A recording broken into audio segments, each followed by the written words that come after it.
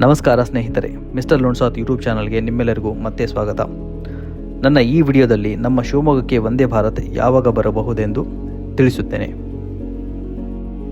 ಸ್ನೇಹಿತರೆ, ವಂದೇ ಭಾರತ್ ರೈಲು ಮೈಸೂರಿಗೆ ಬಂದು ಸುಮಾರು 3 ವರ್ಷಗಳಾಯಿತು. ಹುಬ್ಬಳ್ಳಿಗೆ ಸುಮಾರು 2 ವರ್ಷಗಳಾಯಿತು ಮತ್ತು ನಮ್ಮ ಬೆಳಗಾವಿಗೆ ಬಂದು ಸುಮಾರು 4 ರಿಂದ 6 ತಿಂಗಳಾಯಿತು. ನಮ್ಮ ಶಿವಮೊಗ್ಗಕ್ಕೆ ವಂದೇ ಭಾರತ್ ರೈಲು ಬರಲು ತಡವಾಗ್ತಿರೋದೇಕೆ?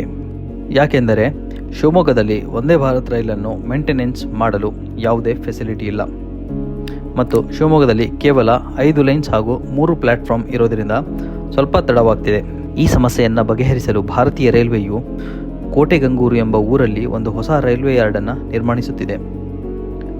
ಯಾರ್ಡ್ನ ಕೆಲಸ ಅಂದುಕೊಂಡಂತೆ ಆಗಿದ್ದರೆ ಇದೇ ಡಿಸೆಂಬರ್ ಜನವರಿಯಲ್ಲಿ ವಂದೇ ಭಾರತ್ನ ಸೇವೆ ಶುರುವಾಗುತ್ತಿತ್ತು. ಆದರೆ ಕಾರಣಾಂತರಗಳಿಂದ ಕೋಟೆಗಂಗೂರು ಯಾರ್ಡ್ ತಯಾರಾಗುವುದು ಸ್ವಲ್ಪ ವಿಳಂಬವಾಗುತ್ತಿದ್ದು, ಇದು ಜೂನ್ ಅಂತ್ಯದೊಳಗೆ ತಯಾರಾಗುವ ಸಾಧ್ಯತೆ ಇದೆ. ನಂತರ ಜೂನ್-ಜುಲೈಗೆ ಶಿವಮೊಗ್ಗಕ್ಕೆ ವಂದೇ ಭಾರತ್ನ ಸೇವೆ ಪ್ರಾರಂಭವಾಗುವ ಎಲ್ಲ ಸಾಧ್ಯತೆಗಳಿವೆ. ಒಮ್ಮೆ ವಂದೇ ಭಾರತ್ನ ಸೇವೆ ಶುರುವಾದರೆ ವಂದೇ ಭಾರತ್ ರೈಲನ್ನು ಎಲ್ಲೆಲ್ಲಿ ನಿಲ್ಲಿಸಬಹುದು ಎಂದು ತಿಳಿಯೋಣ. ಶಿವಮೊಗ್ಗದಿಂದ ಶುರುವಾಗಿ ಭದ್ರಾವತಿಯಲ್ಲಿ ಖಂಡಿತ ಸ್ಟಾಪಿಂಗ್ ಇರ್ತದೆ.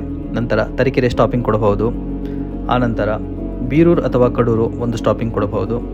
ನಂತರ ತುಮಕೂರಲ್ಲಿ ಸ್ಟಾಪ್ ಆಗಿ ಯಶವಂತಪುರ ಮತ್ತು ಬೆಂಗಳೂರು ಸ್ಟಾಪ್ ಮಾಡಬಹುದೆಂದು ಊಹಿಸಲಾಗಿದೆ. ಈ ಮಾಹಿತಿ ನಿಮಗೆ ಹೊಸದು ಅನಿಸಿದರೆ ಅಥವಾ ಈ ಮಾಹಿತಿಯಿಂದ ನಿಮಗೆ ಸಹಾಯವಾಗಿದ್ದರೆ ಒಂದು ಸಬ್ಸ್ಕ್ರೈಬ್ ಮಾಡಿ.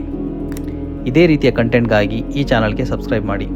ನನ್ನ ಹಿಂದಿನ ವಿಡಿಯೋದಲ್ಲಿ ಬೆಂಗಳೂರಲ್ಲಿ ಆದ 7 ಕೋಟಿ ದರೋಡೆಯ ಬಗ್ಗೆ ಈ ವಿಡಿಯೋ ನೋಡಲು ಈ ಮೇಲಿನ ಲಿಂಕ್ಗೆ ಕ್ಲಿಕ್ ಮಾಡಿ. ಧನ್ಯವಾದಗಳು.